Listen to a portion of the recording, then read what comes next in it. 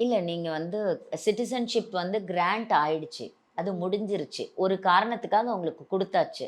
இப்ப அவங்க 2 பேரும் பிரியறாங்க. அவங்களுக்கு குடுக்கப்பட்டது தனி உரிமை. நீங்க இத போய் அத கூட எப்பவுமே மிக்ஸ் பண்ணக்கூடாது. இப்போ அவங்க டிவோர்ஸ் கேட்கும்போது, அவங்களோட ப்ராப்பர்ட்டீஸ் என்ன இருக்கு? எனக்கு என்ன வேணுங்கிறத அவங்க டீல் பண்ணிப்பாங்க. அவங்களுக்கு குடுத்தது இந்த ஒரு பர்ட்டிகுலர் ரீசன்ல தான் நாங்க வந்து சிட்டிசன்ஷிப் குடுத்தோம் அப்டின்னாலும், அதுக்கப்புறம் காலகட்டம் அவங்க அங்க வாழ்ந்துருவாங்க. ஒரு 8 வருஷ காலமோ, இல்ல 10 வருஷ காலமோ அவங்க கல்யாணத்துக்கு அப்புறம் அந்த இடத்துல வாழ்ந்துருவாங்க. ஸோ அத பேஸ் பண்ணி அவங்க அந்த ரெசிடென்ட்ஷிப்ப அவங்க கன்டின்யூ பண்ணிடுவாங்க அவங்க. ஓகே. ஸோ இப்ப இத பேஸ் பண்ணி நீங்க சிட்டிசன்ஷிப் கூடலாம் கனெக்ட் பண்ணிக்க முடியாது. ஏன்னா நெறைய பட் பேரு வெளிநாட்ல இருக்கக்கூடிய கேர்ள்ஸையோ, பாய்ஸையோ மேரேஜ் பண்ணிக்கிறதுக்கு காரணமே, அந்த நாட்டோட குடியுரிமை கிடைக்கும் ஈஸியா. ஏன்னா அவ்வளோ சீக்கிரம் கிடைக்காத ஒரு விஷயம். கிடைக்குங்கிறதுக்காக. இல்ல அதுதான் சொல்றேன். இது நீங்க பர்ப்பஸ்ஃபுல் மேரேஜ். இப்ப நீங்க வந்து கல்யாணத்துக்கான காரணமே உங்களுக்கு வேற. இப்ப அவங்க கல்யாணம் பண்ணிக்கிறாங்க.